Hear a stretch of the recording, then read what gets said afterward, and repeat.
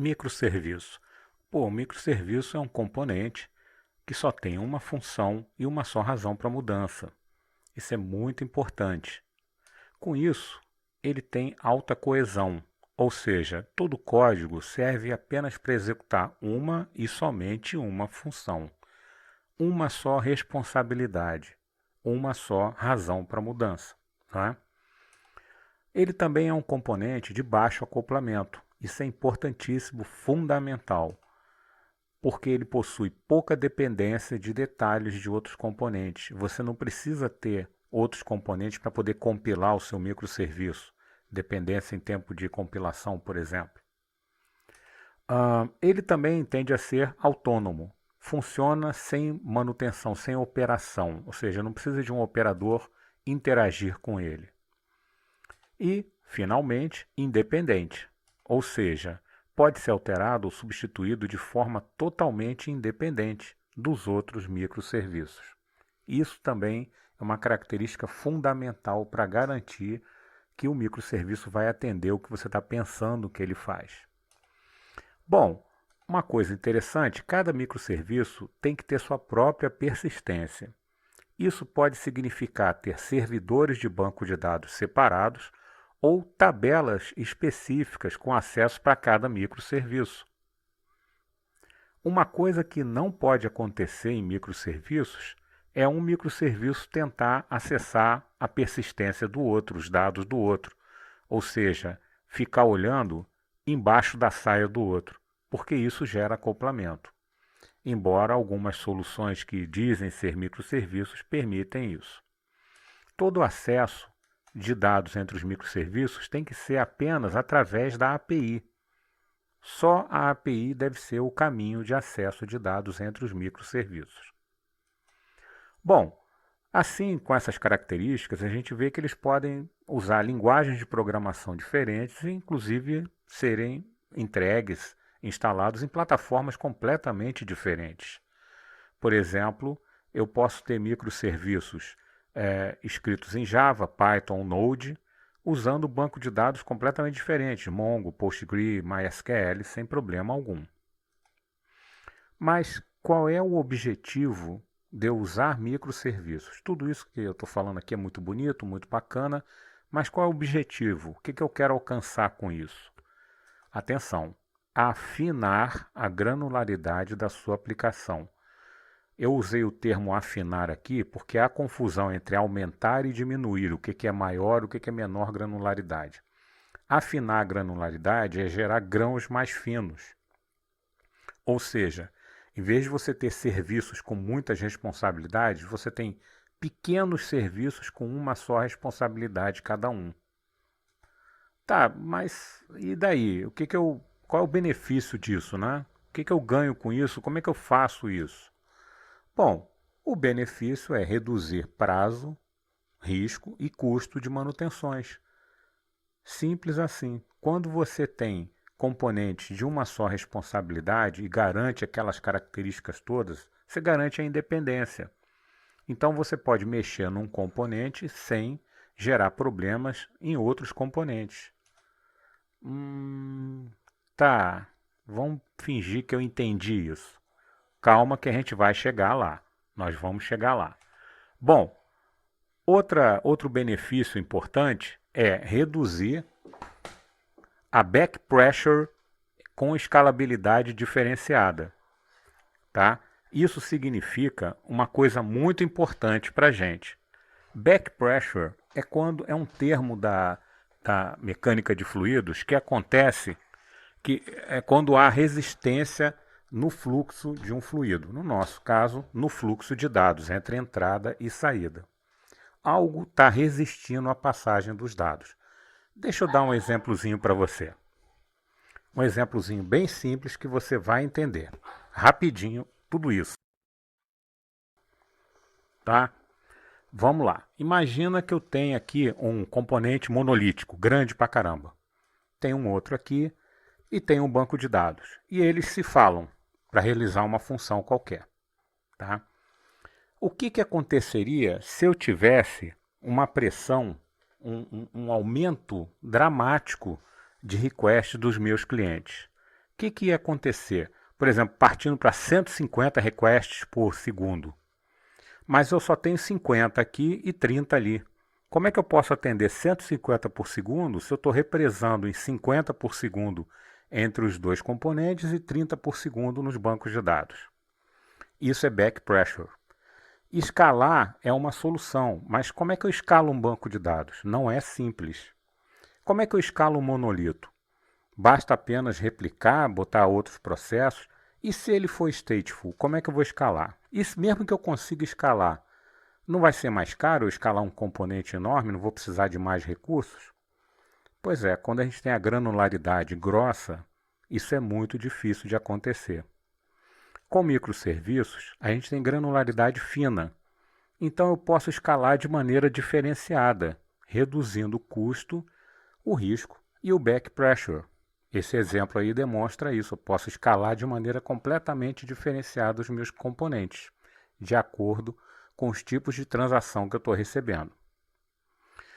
Outra maneira da gente ver os benefícios de microserviços é quanto ao impacto das mudanças. Quando eu tenho um monolito, eu posso ter equipes mexendo em pontos diferentes do código, ou posso ter uma equipe gerando problemas para outra, ou afetando o trabalho da outra. Eu posso estar mexendo uma parte da aplicação aqui, causando um problema que vai necessitar uma manutenção em outro lugar. E que também, por sua vez, vai impactar o trabalho das outras equipes. É o que acontece quando a gente tem o oposto de microserviços. A gente tem componentes de granularidade grossa, a gente tem monolitos. Com microserviços, isso não acontece. Eu posso ter manutenções que não vão afetar as outras equipes. Por exemplo, aqui eu estou fazendo uma entrega, aqui eu estou fazendo outra, aqui eu estou mexendo em alguma coisa e o trabalho em um microserviço não afeta o trabalho nos outros microserviços. Eu posso inclusive fazer testes A/B, fazer deploy separado, tem várias estratégias para eu lidar com isso. Mas, ok, tudo muito bonito. Para obter esses benefícios, é muito importante a gente reduzir os acoplamentos entre os microserviços. Não é só o acoplamento de compile time, não. Existem vários tipos de acoplamento. Esse é o mais comum, a dependência, quando um serviço, para compilar, precisa da presença do código do outro serviço. Isso é design time, acoplamento em design time. Existe o acoplamento em runtime, quando eu tenho uma chamada síncrona entre dois serviços. O serviço A só termina o trabalho quando o serviço B entregar a resposta para ele. Ele fica parado esperando.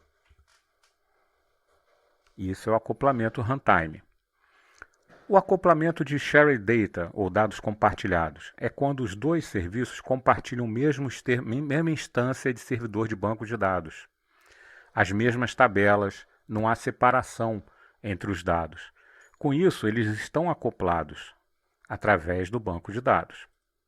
Um pode impactar o funcionamento do outro, ou uma mexida no layout de uma tabela pode afetar os dois serviços. Também existe a independência, o acoplamento de infraestrutura, a interdependência causada por um componente gigante que envolve todos os serviços. Pode ser um orquestrador ou pode ser um servidor de aplicação. As pessoas pensam assim, mas eu fiz aqui 2 microserviços em Java, botei no JBoss. Cara, você não fez microserviços, eles estão com acoplamento gigante de infraestrutura, estão no mesmo servidor de aplicação. Uma mexida em um pode impactar o outro. A gente precisa reduzir todos os tipos de acoplamento. Lindo, né? Mas isso tem um custo. Toda alternativa tecnológica ou arquitetural tem um custo. Tem um benefício, mas tem um custo. E qual é o custo? O que vocês acham que é? Tadã! Aumento de complexidade. Com certeza.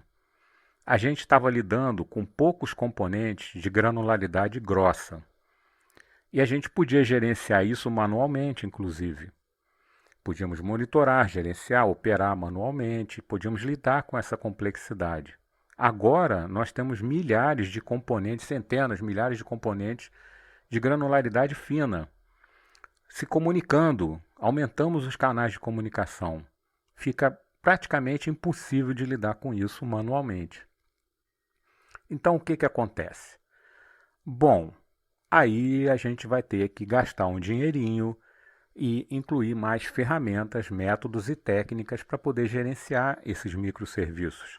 Olha um exemplo: Service Discovery, orquestração, coreografia, integração contínua, infraestrutura como código, monitoração. Ou seja, a gente precisa gastar mais dinheiro para lidar com componentes de baixa, de granularidade fina, né? Sempre há um trade-off. Sempre você vai ter de um lado o dinheiro e de um lado o benefício. A questão é você escolher tomar a decisão embasada em critérios de acordo com o seu caso de uso. O que você quer fazer? Você precisa estudar algumas coisas. Ser arquiteto não é só fazer diagrama. Ah, eu li o Domain Driven Design, então eu estou apto a ser arquiteto. Não é bem assim. Trabalho de arquitetura é braçal também. Por exemplo, você precisa estudar os Data Access Patterns, os padrões de acesso a dados das suas transações, né? Para você poder determinar como é que vai ser o acesso a dados. Você precisa estudar quais são as transações típicas da aplicação, qual é o volume dessas transações, qual é o volume de dados passado nessas transações, qual é a consequência do não cumprimento de uma dessas transações. O que o usuário espera em termos de nível de serviço? E aí você vai estar habilitado a fazer o trade-off, vai poder tomar sua decisão embasado. Não use nenhum padrão arquitetural sem ter certeza do que você está fazendo. Não por moda, por exemplo.